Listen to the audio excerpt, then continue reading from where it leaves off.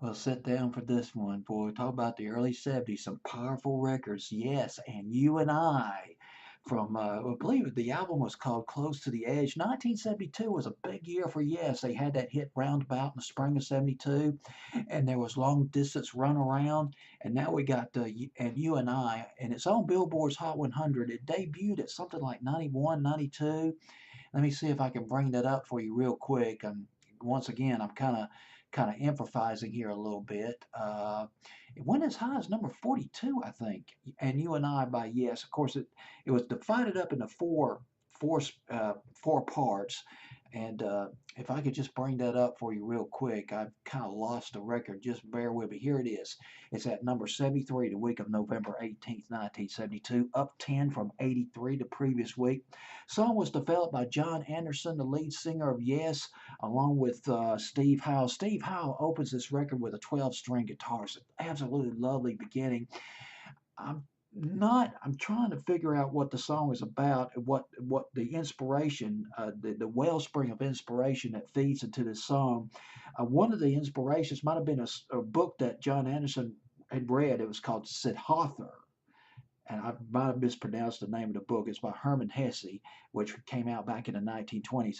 This book is about a man who's embarked on a spiritual journey of self discovery, and the man's name is Siddhartha. Siddhartha. The song itself, You and I, this is a very long song. Now, the first part of the record, The Chord of Life, that would probably be the top 40 version that the few radio stations that actually moved on this record played. And then you got Eclipse, the second part, and The Preacher, The Teacher, the third part of it, and you got Apocalypse. Apocalypse was the shortest version, was the shortest part of this record. It ran for about 10 minutes long, but again, the first part of it, the top 40 version, ran for maybe about 3, 4, or 5 minutes. And now, let me read you the lyrics. Let me bring up the lyrics real quick, and I'll try to maybe interpret it a little bit as I go along. It's an absolute. This is an amazing record. The lyrics to this is just absolutely amazing. I mean, we're talking about the golden years between 1964 through 1973, where anything is possible. Everything just happened during those years. A man conceived a moment's answer to the dream. Stay in the flowers daily, sensing all the themes. As a foundation left to create the spiral aim, a movement regained and regarded both the same, all complete and the sight of seeds of life with you. Changed only for a sight of sound, the space agreed between the picture of time behind the face of need. Coming quickly, the terms of all expression laid. Emotions, oh, I love this part. Emotions were filled as the ocean made, all complete in the sight of seeds of life with you. Now this comes interesting right here. This is the part where you got the vocals by John Anderson, but you got the counterpoint, you got the counter melody, you got the alternate lyrics by group members. It was Chris Squire and Steve Howe, and their vocals are fed. This part of the record right here, their vocals are fed into the Leslie speaker, which kind of it gives their voices sort of a psychedelic sound. And here it is. Coins and crosses, turn round Taylor, assaulting, never know their fruitless worth. All the mornings of the interest shown, presenting one another to the cord. Chords are broken, all left dying, rediscovered of the door that turned around. Locked inside the Mother Earth, the clothes to cover, all the interest shown.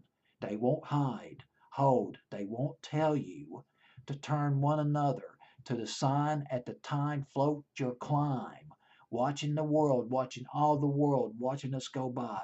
Got John Anderson and got that counterpoint coming in by the other group members, and I believe that's how that part of the song goes. And then you got John Anderson, his pristine voice. This is a spiritual thing. If I could only just put my mind around it. And you and I climb over the sea, and you and I climb over the sea to the valley, and you and I reach out for reasons to call. There's a book I saw at Barnes and Noble, How to Interpret Poems Like a College Professor. I need to read that book. Seriously. I feel like I've done a bad job on this record, to be honest with you. It's just so powerful. This is just, well, this is not the stuff that the Marlboro Man will write. I mean, this is totally different. It's a hymn, basically. John Anderson called it a hymn. It was originally called the protest song, this record in You and I. And John Anderson, well, it was about, the song was sort of about secure in the knowledge, the reassurance, the cosmic reassurance that there is somebody out there, a God.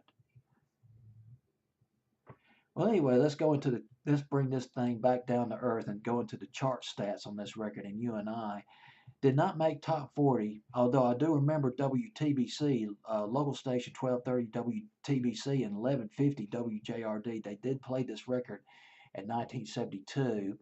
And let me bring up Billboard's Hot 100. I lost my place. Number 73, it peaked at number 42 on Billboard's Hot 100 for almost 2 months, 7 weeks. And You and I Part Two is the name of the record. And let me bring up something else for you real quick. I know I'm indulging myself big time, but what the heck? It's 3 o'clock in the morning. The part of Apocalypse. This is the lyrics from Apocalypse. And you and I climb, crossing the shapes of the morning. And you and I reach over the sun for the river. And you and I climb clear toward the movement. And you and I called over valleys of endless seas. Just the sheer eternity, the infinite structure of the universe. Just it's the voice of God. I mean, what else can I say? John Anderson sounds like an angel on this record. And You and I, it's yes from Billboard's Hot 100 of November 18th, 1972.